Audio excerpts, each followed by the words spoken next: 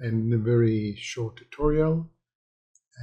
This tutorial is about an update in the script, in the program, and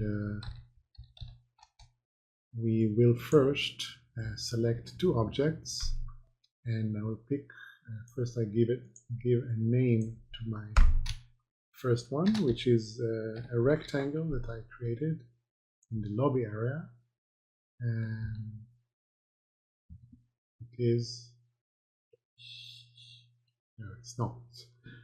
I have to create one. So let's create a rectangle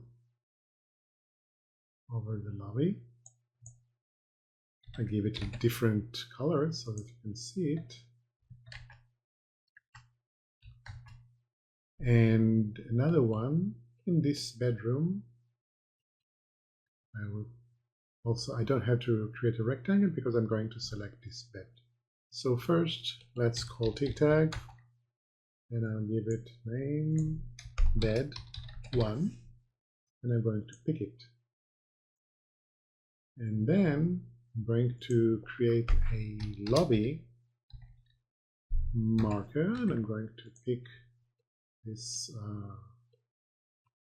rectangle, and this is the one on the right.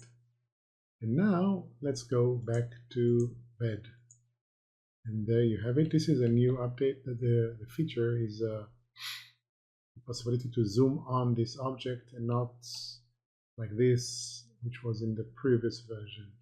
Now a different so let's go back to our lobby, TicTag or TTG, and go to lobby and find. And as you can see, it is centered in the viewport.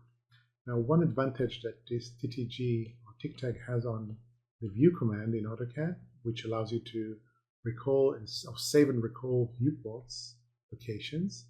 If I choose to move my drawing somewhere else, say this or here, and I will call my bed object, it will throw me back to it, unlike what it could have done with the view command.